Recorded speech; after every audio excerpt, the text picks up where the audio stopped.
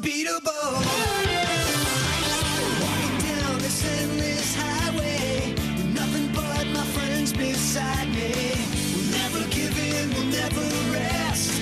Advanced battle is the ultimate test. From the earth, the land, the sea and sky, they can never win, but they sure can try.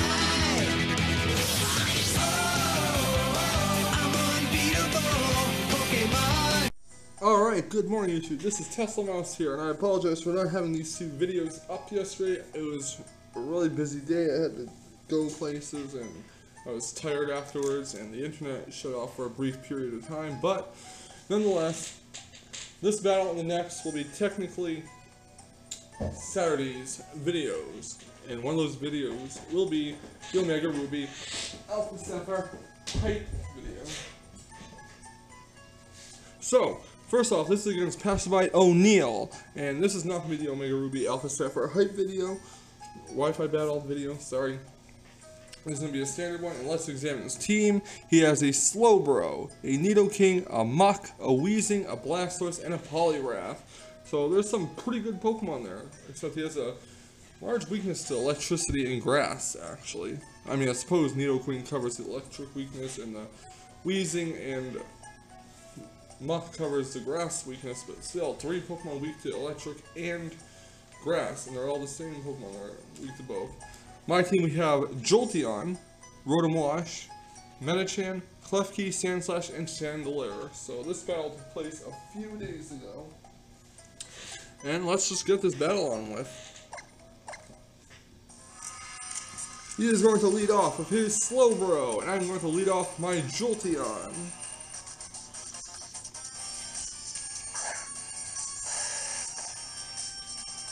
It's nice and shiny.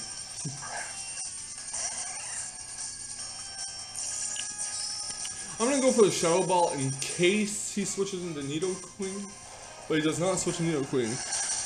My thinking was, if he doesn't switch to Nidoking, I still get a super effective hit off of it with Shadow Ball. But he goes for a Side Shock instead, and right here is where I should have went for a Volt Switch. Well, I was debating going for a Volt Switch, but I figured he'd switch out, so I decided to go for another Shadow Ball in case he didn't, because again, worst case scenario, he didn't switch out. Shadow Ball was still taking out Slowbro, so Shadow Ball is definitely going to take out, is going to do not much to Muk actually, because Muk is pretty specially defensive. And I'm not going to go for a Volt Switch because I know Muk will just go for a Shadow Sneak and finish off Jolteon.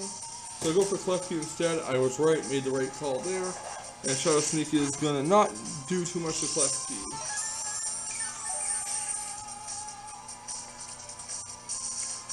I'm going to go for a Light Screen in case he switches out into something like Nidoking, expecting a Thunder Wave. He does not. He's going to go for a Fire Punch, which does a lot of damage, actually. So Klefki is going to heal the leftovers, and I'm going to go for a Reflect. And he's going to go again for a Fire Punch. Doesn't do a lot this time, but it does burn Klefki, however, and that is really unfortunate. I'm going to go for a Thunder Wave next to paralyze Muk, again, hoping he doesn't switch to Nidoking, which he doesn't. So, there's that, and Muk is going to be paralyzed. And I'm going to just get as much damage as possible on Muk with Foul Play. I'm just going to sack the Klefki off. I mean, there's really no point in keeping it alive. It's at less than 50% HP, and it's burned. So honestly, just getting as much damage as possible off on it, and Fire Punch is for sure going to finish off Klefki. It's a critical hit. The crit really didn't matter for him. Then I'm going to my Sandslash. I'm going to go for a knockoff because I'm expecting him to switch into Weezing. And I was right about that, so knockoff's gonna do some fair damage thanks to the Life Orb, and it's gonna knock off the Black Sludge. The Light Screen wears off, and I'm gonna switch Sandslash out in case he tries to go for a Will-O-Wisp. That's what Weezing's for doing. I'm gonna go into my Chandelure. He goes for a Protect. My Reflect wears off. Then I'm going to go for a Psychic, which surprisingly enough doesn't take out Wheezing. It leaves it with about 3 or 5 HP. It's going to go for the Pain Split, unfortunately. And he's going to withdraw his Wheezing and go into Slowbro. I kind of figured that that's what he was going to do, so I went for a Shadow Ball, as you'll see here. And Shadow Ball is going to take out Slowbro. So I believe that is one Pokemon down for each of us. Out comes Muck. He's going to go for a Shadow Sneak, which is unfortunately going to be super effective on Chandelure. And it's going to get the Poison Touch off, and that's going to poison my Chandelure. I go for the Psychic. It doesn't do it enough, and Chandelure is going to faint to either a Shadow Sneak or a Poison. But he gets the Shadow Sneak off, doesn't get paralysis attacks, and Chandelure is down. So next out comes Rotom Wash. I'm not going to Volt Switch, I'm going to play it safe and go for the Hydro Pump in case he switches out into Nidoqueen. He doesn't, Muck lives, barely. Now Muck's going to go for another Shadow Sneak on Rotom Wash this time. And Hydro Pump is going to finish Muck off.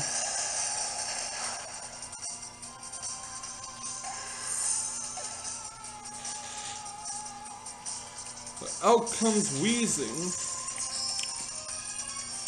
He's going to go for the Protect, which is very fine with me. Hydro Pump's not going to land its mark. I'm going to go for a Hydro Pump again. I was actually expecting to switch into Blastoise to soak that Hydro Pump up. He probably figures by now that I'm Scarfed. So Wheezing is down. And now out comes Blastoise. I'm going to switch Rotom Wash out because I might need it later to take out that Poliwrath or Nidoqueen. So I'm going to switch Sandslash in. I kind of assume that he's not going to go for a Water Pulse on a Rotom Wash. So I believe Sandslash was a safe switch. He goes for the Dark Pulse, which does so much damage. I can go for the Earthquake to get some damage off and to sack Sandslash off. It's going to faint due to its own Life Orb damage. Sandslash is down. Blastoise misses the Water Pulse. Mega Blastoise does. And out comes Spark Plug, the Jolteon. I'm going to go for a Thunderbolt, and that's going to finish off Mega Blastoise.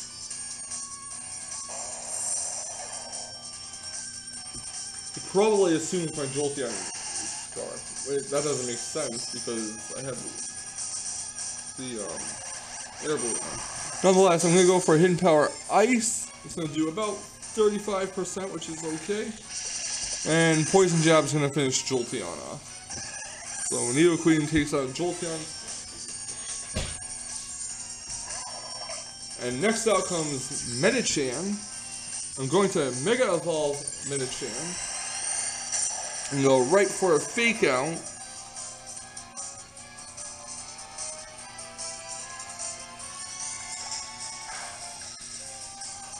I don't trust a Bullet Punch or a Drain Punch to finish Nidoqueen off.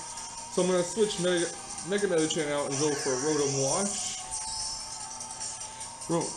Nidoqueen goes to the Poison Jab. And that does a lot. And I'm going to go for the Hidden Power Ice to finish off Nidoqueen.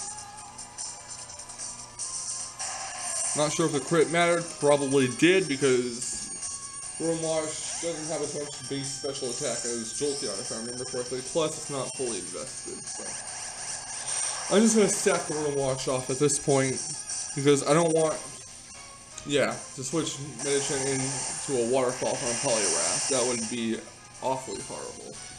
So Rotom Wash is down for the count.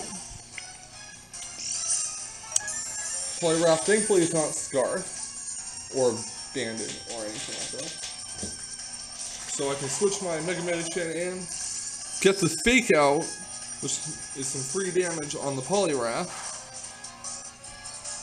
And I'm going to go for a Thunder Punch and finish the Poliwrath off. And to be honest, I'm not sure if a Drain Punch could have took the Poliwrath out, but Thunder Punch will take the Poliwrath out, and that will be game.